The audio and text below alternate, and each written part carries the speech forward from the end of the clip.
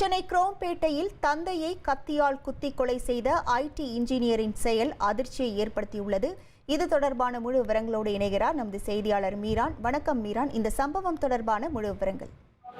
வணக்கம். சென்னை தாம்பரம் அருகே இருக்கின்ற குரோம்பேட்டை கணபதிபுரம் முனுசாமி தெருவில் இருக்கின்ற அடுக்குமாடி குடியிருப்பில் வசித்து வருபவர் சிவலிங்கம். 76 வயதினர். ஒரு மனைவியுடன் இங்கு தங்கியிருக்கிறார். இவருக்கு ஒரு மகன் ஒரு மகள் உள்ளனர். மகள் திருமணமாகி மலேசியாவில் கணவருடன் வசித்து வருகிறார். மகள் நிரோசன் வயது 41 வயதாகிறது. இவருக்கு இன்னும் திருமணமாகவில்லை. பெங்களூரில் உள்ள தனியார் ஐடி நிறுவனத்தில் ஐடி இன்ஜினியராக அவர் வேலை பார்த்து வந்திருக்கிறார். இந்த நிலையில் திருமணம் செய்யாமல் மகன் இருப்பது தொடர்பாக தந்தைக்கும் மகனுக்கும் கருத்து வேறுபாடு ஏற்பட்டு இருவருக்கும் இடையே பேச்சுவார்த்தை இல்லாமல் இருந்திருக்கிறார்கள். 8 வருடங்களாக தந்தை மகன் இருவரும் பேச்சுவார்த்தை இல்லாமல் இருந்ததாக முதல்கட்ட தகவல் போலீசார் தெரிவித்திருக்கிறார்கள்.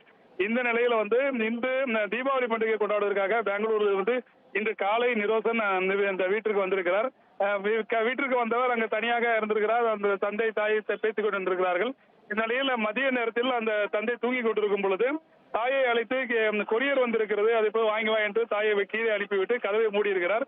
பின்னர் அதன் பிறகு அவர் கதவை திறக்கவில்லை. இந்த நிலையில் வீட்டில் படுக்கை அறையில் தூக்கி கொண்டிருந்த தந்தை சிவலிங்கத்தை சரமாரியாக கத்தியால் குத்தி அவர் கொலை செய்திருக்கிறார். நீண்ட நேரமாக கதவை திறக்காததால் உடனடியாக அக்கம் பக்கத்தில் இருப்பவர்கள் சிட்லப்பாக்கம் காவல் நிலையத்துக்கு தகவல் தெரிவித்திருக்கிறார்கள். சிட்லப்பாக்கம் போலீசார் சம்பவ இடத்திற்கு விரைந்து பார்த்தபோது உள்ளே ரத்த வெள்ளத்தில் அவர் சிவலிங்கம் படமாக இருந்தார்.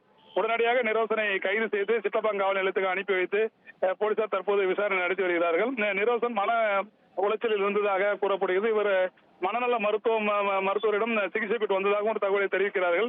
இந்த நிலையில் எதற்காக அவர் தந்தையை குத்தி கொலை செய்தார் என்பது தொடர்பாக தற்போது போலீசார் விசாரணை நடத்தி வருகிறார்கள்.